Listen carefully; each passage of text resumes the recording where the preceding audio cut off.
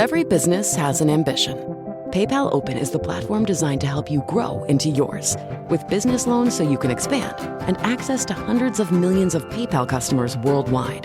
And your customers can pay all the ways they want with PayPal, Venmo, Pay Later, and all major cards, so you can focus on scaling up.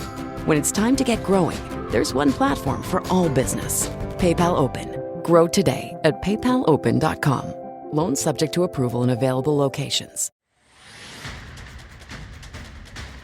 Do you want more success, more growth, more results? Then it's time for the Boundless Success Accelerator from the Modern Observer Group. This isn't your average coaching program. It's where top performers come to dominate. Weekly group sessions, on-demand coaching, a community that's got your back, and a power-packed library of tools to supercharge your business and career. No more excuses, no more waiting.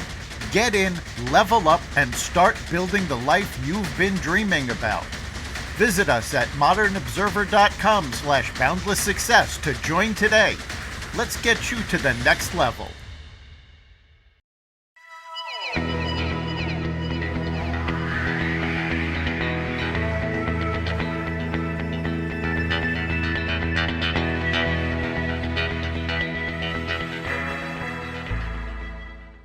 Hello, and welcome to the Success Showcase, the podcast that helps you succeed in your business, life, and career. I'm your host, Eric Lopkin from the Modern Observer Group, and with me, as always, is Chip Janiszewski from the Happiness and Success GPS. Chip, how you doing this week? I'm doing fantastic. Back from my vacay in Scotland. And how do we do this again, Eric? It's been a long time. It has been a few weeks. But I assume you had a wonderful time in Scotland. It was unavoidable. Amazing country. People are even more amazing. As I was telling you both before, the signs don't say welcome to Scotland. It says we welcome you to Scotland. That says it all. I highly recommend visiting. It does. I'm glad you had a good time and glad to have you back. And speaking of people we're glad to have, we have a very special guest this week. Chelsea Thomas has created a nonprofit called Family in Flight, and she is helping families of active servicemen. And I'll let her tell you a little more about it. But Chelsea, introduce yourself to our listeners. Hello, and thanks for having me today, gentlemen. I'm excited to be here. A little bit about me is first and foremost, I'm a mom to 4 kids and 3 fur babies, so we have a very busy house. There's always something going on or somebody or something getting hurt, but that's beside the point. And I am, like you mentioned, the founder of Family in Flight, which is a military nonprofit that helps families who are geo-baching, which a lot of people don't know that term. And so I was actually unaware of it for my first 2 years of being an active geo-batcher.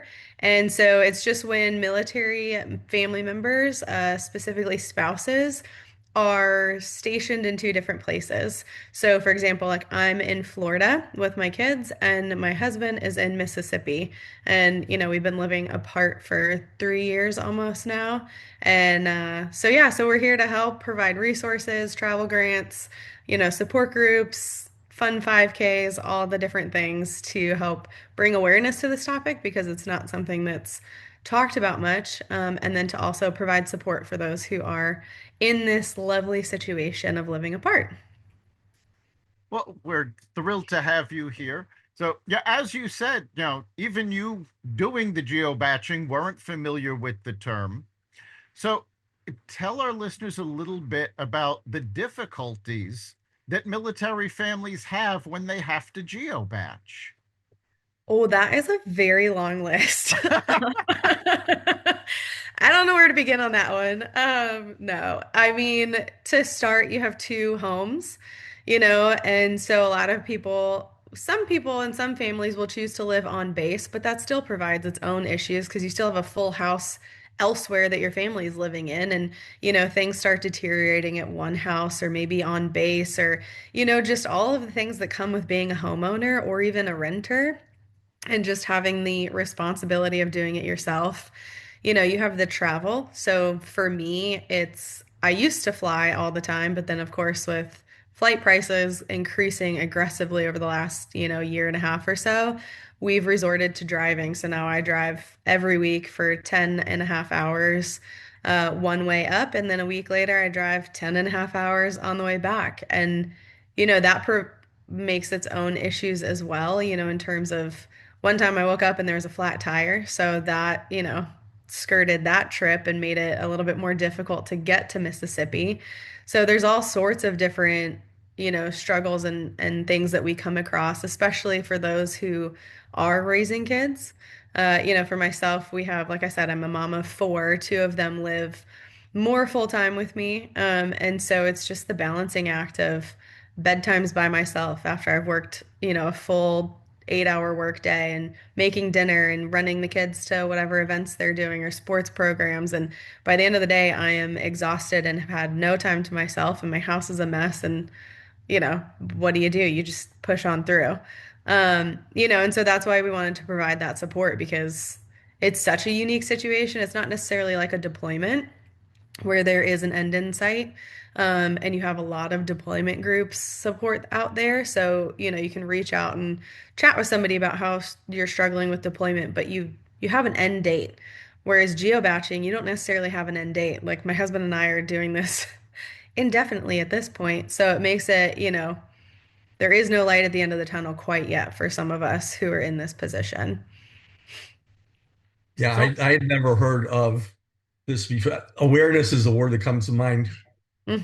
right off the top, because when Eric said that we were going to be interviewing you today, I said, wow, but awareness and then obviously this is going on. So, I mean, what you're doing, I think is fantastic. It's brilliant. And, not only offering the services, but the support groups and so on and so forth. I mean, obviously you're a uniter and you're also serving a whole lot of people in a whole lot of different ways. And I'm sure that you have a lot of wonderful help. I mean, you do have a really lovely section on your website as far as everybody that is helping you out. But, you know, tell us about how things are going. I mean, obviously you've been doing this for a little while, and obviously you're going to let us know how we can help you out moving ahead too. So, but Yeah, yeah, thanks. And that is really kind of where I came to be, because again, I did this for 2 years without knowing that that's what I was doing. And so I was like, well, if I don't know it, then I'm sure so many other people are also unaware that this is the position that they're in. And it has happened where I've, thrown it in a military group or been on a podcast and there's somebody going, hey, we had no clue that that's what we were, the position that we were in. And so it makes it, you know, that's the first step in all of this, is the support and the awareness to let people know, hey, one, you're not alone. Like this is very much a unique situation, but there's a lot of us out there. Like Syracuse University and Blue Star Families actually did a survey back in 2018. So it's been a while, but they did a survey, and 4% of military families back in 2018 were already geobaching. So you can only assume that that number has grown, quite a bit at this point with the way that economy is going, the way that job stability is going, because sometimes it's just a spouse who stays behind because they have a great job and they're not willing to risk moving to a new location and hoping that they find something that is as good or better, so they choose, hey, I'm going to stay back here for my career while you go do things on your career, and we'll, get together when we can. And so, yeah, I mean, we have a great team behind me. I would not be able to do this without them. Like, I was very strategic in picking my board, and we really laid the groundwork and the website and social media prior to really doing any fundraising or projects. We didn't even open applications or support groups until this past May.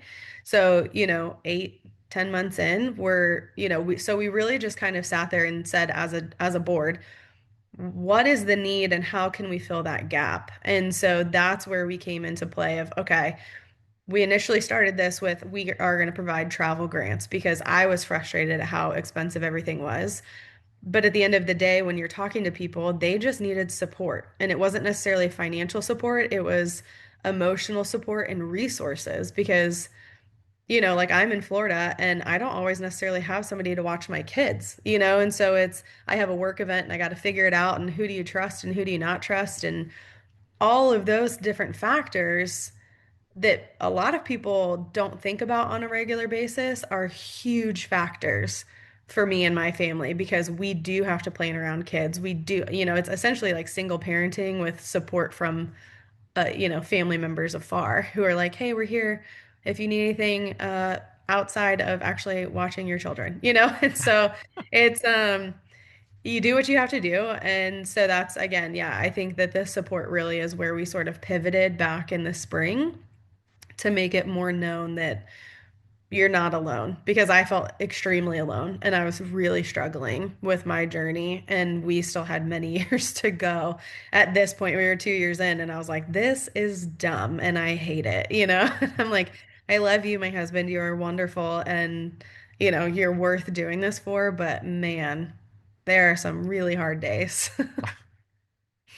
Yeah, I've spoken to a number of active duty military, and very often there is a phrase that I have heard so many times it's almost cliche, but it's true. The most difficult job in the military is a military spouse, Mhm. and that's just standard when you're actually with your husband. What kinds of questions have come up from the folks that are approaching you? What kind of support are they needing? So, a lot of times it's, what are some communication tips that you have, because that's the biggest factor in this.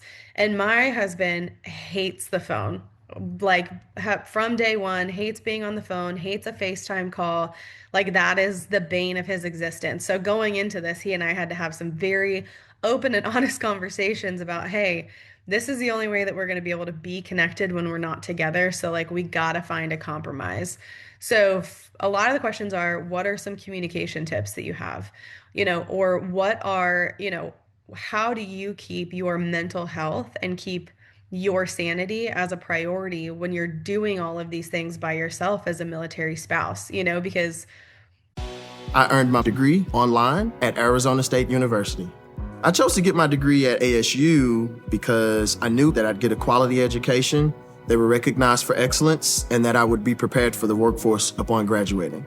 To be associated with ASU, both as a student and alum, it makes me extremely proud, and having experienced the program, I know now that I'm set up for success. Learn more at asuonline.asu.edu. we can't just leave on a Saturday when our spouse is home to go grocery shopping alone. We can't just leave to go get our nails done. We can't, like, we don't have that luxury. It's very strategic. Okay, the kids are in school. Let me go on my 1 hour lunch break in between and it's how do we make this work? And so those have been sort of the biggest questions of how. Like it's how in whatever capacity. How do you deal with being a single parent? How do you deal with house stuff? I can't tell you how many times I've like tried to fix a toilet and I just end up calling my neighbor's husband to be like, "Hi, I need you to come over and fix this," or, an electrical problem. I'm like, I don't know. Here's a fun story. Perfect example. Our roof needed to be blown off, and my husband wasn't coming home for a while because typically, whenever he does come home, he'll blow off the roof for me, and we're pretty set until the next time. But this was like a really long gap, so I was like, "How hard can blowing a roof be? Like, I can climb up there, yeah." So I put my little ladder up, and I got the leaf blower, got up there, and it died within a few minutes. Didn't do much. And I said, okay, let me like climb down the ladder. Well, my ladder got all finagled and weird, and I was stuck up on my roof for an hour until my neighbor picked up the phone. And I didn't even have my cell phone. I just had to call on my watch and hope that it connected to the service from my phone through the roof. And so I had to call them and be like, hi, I'm stuck on my roof because I tried to be independent. Can you come help me get down? And they were like, what are you doing? But it's things like that where you're like, my HOA is going to yell at me if I don't blow off my roof, but I don't have anyone to do it. So it's just, I know it's a broad answer, but the biggest question is how. And then it's followed up with, so many subcategories of that how. And as, spouses, we figured out some tips and tricks to help each other. But for the most part, we're all sort of like, well, just kind of winging it with a little prayer on the side sometimes, hoping for the best. That's actually very interesting, because when I was looking through your website and we were talking, my impression was, well, sure, there's all of the emotional stress, the stress of raising kids, all the it never dawned on me that just household, maintenance would come up. Yep. Yeah. Yeah, it Yeah. never really does, which is fair. And I don't think that it really hit me until about 6 months in, and I was like, oh shoot, there's all these things that he used to do that now I have to do, or we have to wait until he comes back home, which that's not a set thing, you know? So it's definitely a fun issue that a lot of us deal with on a regular basis. And the other thing too that's very different about geo-baching versus like a deployment or, a short-term like assignment or a TDY type of trip is that with all of those, especially deployments, comes support from your squadron. So when your spouse deploys, the spouses who are left home have a support group. So there's a lot of other, military members who are like, "Hey, we can come help mow the grass." Or they have free childcare watching days or nights for the spouse to go get stuff done, or a car wash for free, or groceries, or dinner, or all of these things while your spouse is deployed to help get you through the deployment because it's so hard. Well, we don't have that with geobatching. We're not tied, typically, we're not tied to the base that we are located because our military service member has moved and that's our new home base. So, Right. So your home base would be in Mississippi, but because you're in Florida, you can't take advantage of any services that they have. correct. And now I can go, shop at the commissary and get a few bucks off my groceries in Florida, but I don't get those deployment perks. And that's where we're trying to fill the gap in the areas we can. We can't always deliver meals wherever you are, but we can be there to support you from a distance. And of course, you had mentioned, you have a house in Mississippi, you have a house in Florida. Most people make the assumption that, oh, you're a military family, you live on base, and the military takes care of all the costs. That's not the case for geobatching, is it? Oh no. And honestly, for a lot of military in general, that's not the case. So, military families, yes, we do get a base housing allowance. Everybody typically gets it across the board. It's obviously different amounts per rank, per family members, all the different things. So we do get that. However, if we were to try and live on base in Mississippi, I think it's like a 9 month wait list right now. So when you get your orders, typically you don't have even 9 months from the date you get orders to the date you arrive. It's much, much quicker than that. You could get orders in April and expect to be reporting in sometime summer. And so a lot of these families, even if there is base housing as an option, you're stuck on the wait list. So you have to find something temporarily. Well, then that's a bummer because you're moving all your stuff temporarily into a home to then have to move it again onto base housing. Well, so we decided, okay, we're just going to purchase a home in Mississippi to make things easier. Well, that's great and all, but the base housing allowance that we have doesn't even cover the one mortgage of the Mississippi house, let alone the mortgage of Florida and Mississippi combined. And on top of that, we have double electric, double water, double like all the doubles. And then, there's things like Netflix where they just came out being like, you can't have multiple households unless you pay extra. And I'm like, what about us? Like, Right. again, geo-batching, like that's not something that Netflix probably even thought about, but my husband and I are one family unit, but we just happen to live in two separate states due to our, and I'm sure there's also other jobs out there that have that same problem. But, in terms of geo-batching, it's little things like that where you're like, what the heck, Netflix? Yeah, and that's something that's important to bring up. We're talking about all of this in terms of the military, but it's not unique to the military. I know a number of people who, because of their jobs and their spouse had, got another job and it was, too good an opportunity, the money was too good, and they live in separate states, separate areas. Some of them will spend weekends together. Some, will get together once a month, even.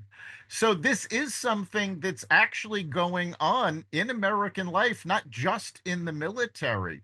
And it does bring a lot of situations that you don't immediately think of. Yeah.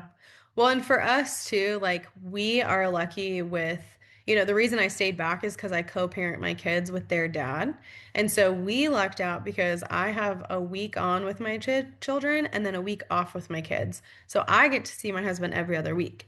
But that's not always the case, especially when people have multiple kids and they're working full time and there's a lot of moving parts. Like there's a family that we helped this summer and she has two kids, works, full time. And she gets to see her husband like maybe once a quarter. The kids get to see their dad maybe once a quarter. Like that's a bummer, and I know that I'm lucky in my situation, but that's not the case for everybody. And a lot of times people are going much, much longer time in between because that's the only option that they have. And they have to wait for a holiday weekend where it's one extra day that you get to spend with your, significant other. And so it really is just, I mean, again, we focus on military, but like you said, it's not just a military problem at this point. Right. And we've talked with folks before about the stress of being in the military and all this. And this is just an added stress. I mean, imagine having a family that you can only see once a quarter and then maybe only for a long weekend or a week at most. The stress that adds to people can be very detrimental. And I know you guys have support groups. Have you dealt with folks, who are coping with that? Oh, yes. So that's a huge, huge issue across the board, and that's where I was saying that I know that I'm lucky in that situation because that's not the case. Like, we have talked with people who go 6 months without seeing each other, or they go, like I said, that once a quarter, and it really is hard. Like, it is a hard pill to swallow, but also, like, if you're a military spouse, you might I mean, some jobs don't have the best PTO policy, and you have to really be strategic about it. And so, if it doesn't work with your PTO, you're risking either losing a job or not seeing your spouse. Like, what are you supposed to do in that situation? Like that is less than ideal when it comes down to it. But yeah, I mean, I now would say most of our support groups are just essentially talking about us being stressed in the positions that we are. Most of us are, we've had just females on the call, so we're all moms, all dealing with kids, and just that in itself, plus working full time, plus not seeing your spouse, and being a military, spouse on top of all of that with all the other stuff that it comes with. It's just, and that's why we always preach like therapy is a huge, huge portion of mine and my husband's success. Like, I don't think we'd be where we are today without therapy because I mean, you just need like an outside point of view sometimes to be like, yes, this sucks, but here's the solution. Yeah, it is very difficult. Coping with stress as a whole is, not easy. And we talk a lot about that on this podcast, where we're focused on mindset and, perspective. And I think the folks that are dealing with geo-baching, I mean, that's a whole different perspective.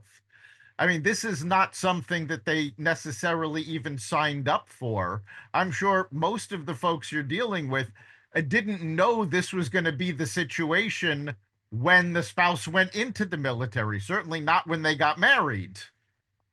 Yeah, and I think that that is also something that, like, I mean, I can't tell you how many times that I have heard, well, you signed up for this life. And I'm like, did I though? Like, did Nah, I sign up to live 10 and a half hours apart for an indefinite amount of time? No, I signed up for deployments. I signed up for TDYs. I signed up for moving. I signed up for all these other issues and problems that the military has in and of itself, but I did not necessarily sign up for this whole geo-batching life. Now, speaking of perspective, I have tried to change my perspective on it and do something with this. But and that helps me get through, but not everybody has a nonprofit or the ability to do this, to be able to chat and, talk with other people. But yeah, I mean, the whole, well, you signed up for this situation. I genuinely, like you said, don't think it applies to geo-batching. Everything else, yes, you know what you, or at least you should know what you're getting into when you're dating and marrying a military person. But geo-batching maybe should be on the table now as a conversation when you are dating that military service member, to be like, hey, let's chat about it, what we would do if this comes up and we are put in the position of potentially geo-batching, because it's becoming more and more pertinent in life. Yeah.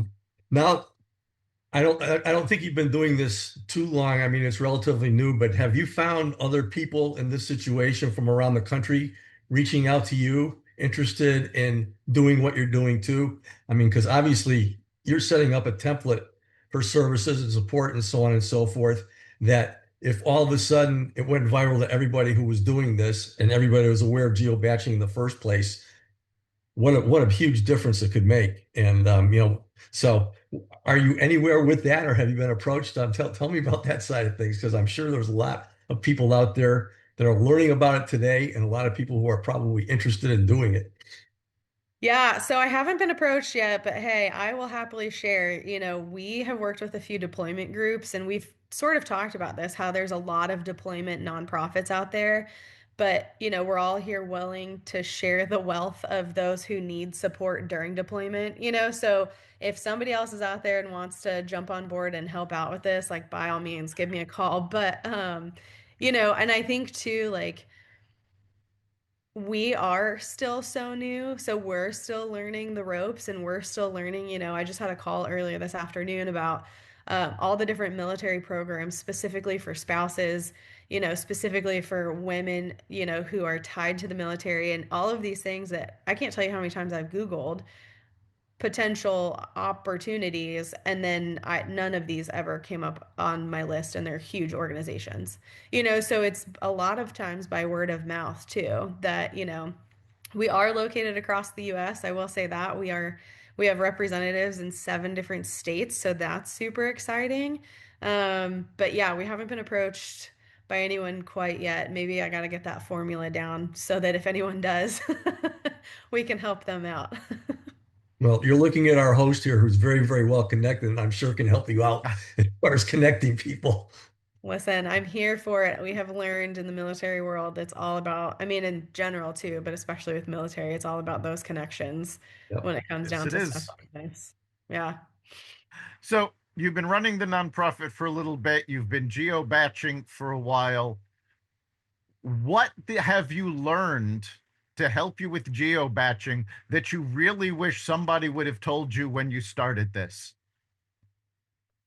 Ooh, that is a great question.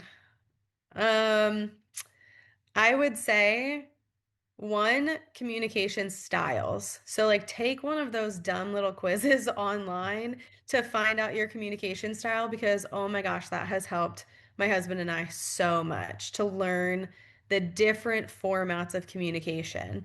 Um, to give a lot of grace and understanding, because especially when you're military and you're a spouse, you kind of get the, like, you're forced into flexibility. But with geo-batching, it's also very different because you're not home with, oh, we had a flight change, so now we can't talk. No big deal. I'll see you when you get home. That could have been your 1 hour of talking time, and now it's completely taken over by a flight that your spouse had no control over, or some work position that they have to do. And so just being understanding. And then my favorite piece of advice that our therapist gave us right before we went into this was called a vent container. And I tell everybody this. This is the best thing ever told to my husband and I, and it has saved a lot of fights and arguments while being long distance. And what you do is when you are in an argument, so there's been many times where I'll be coming up for the weekend and he will be put on a cross country trip, meaning he has to take a student Friday, Saturday, Sunday, somewhere outside of Mississippi for all of their flights. And so I'm supposed to be coming up for the weekend, and now he's going to be gone for 3 days. So, but again, he doesn't have a choice. It's his job, and that's what we know, right?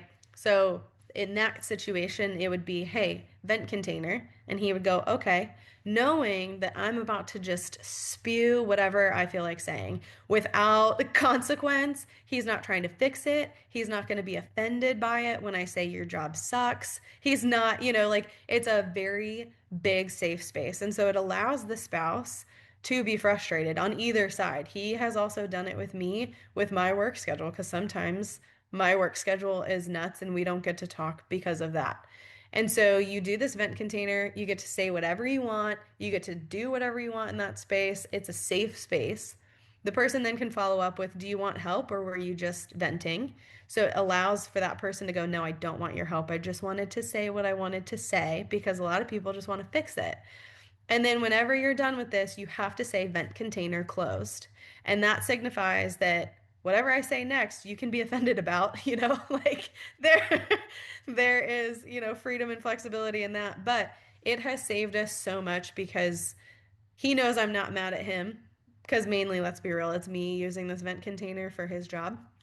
But he knows I'm not upset with him. Whereas prior to all of this, before we learned that, he would always feel like I was upset with him. And I'm like, no, it's just your job. And he was like, but I am my job?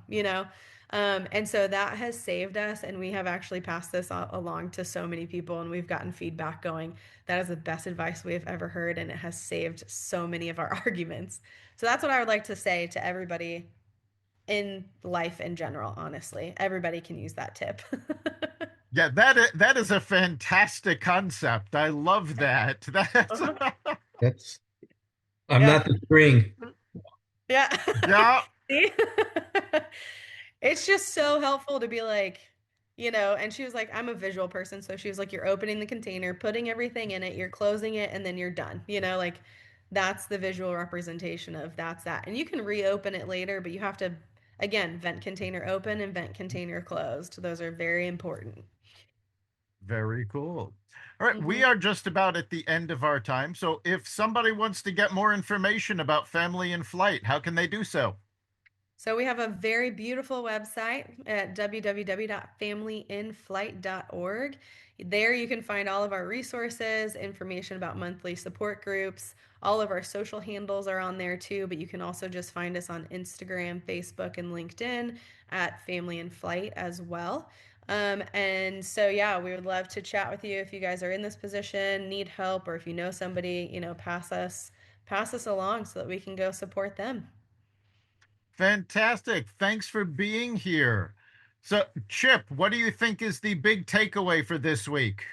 Now, first of all, awareness, and then obviously the support and the resources that you are providing as far as the services go. But I loved two things: the communication tips that you talked about, and then the vent container. Because the bottom line is, whether it's the military or whatever other situation you're in, we're all on life's journey together. And we got to assume when we first tied the knot and got married, we are using the goodness that we were all created with, which is just loving kindness. Hmm. And these are ways to get you back to that and just refocused. So, as far as takeaways and learning that, to all of you folks that are out there, experiencing what you're experiencing, but just going through life, communicate with each other, number one. And number two, I love that vent container idea.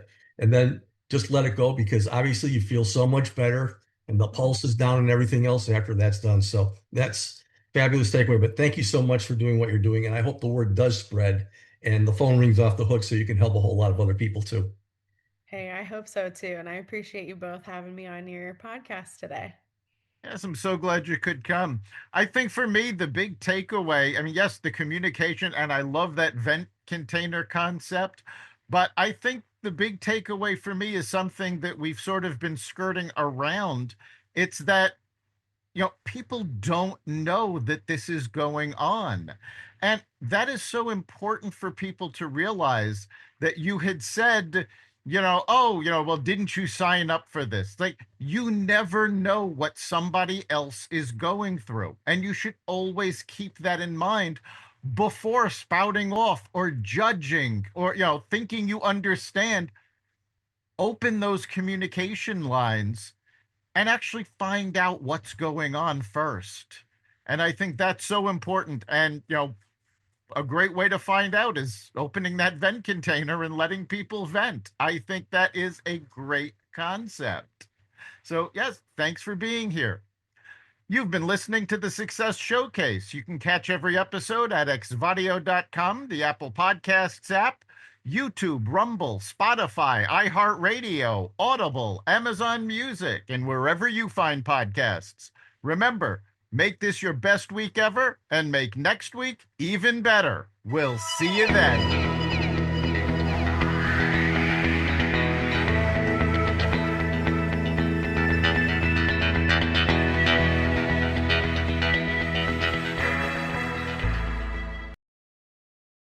Every business has an ambition. PayPal Open is the platform designed to help you grow into yours. With business loans so you can expand and access to hundreds of millions of PayPal customers worldwide. And your customers can pay all the ways they want with PayPal, Venmo, Pay Later, and all major cards, so you can focus on scaling up. When it's time to get growing, there's one platform for all business. PayPal Open. Grow today at paypalopen.com. Loans subject to approval in available locations.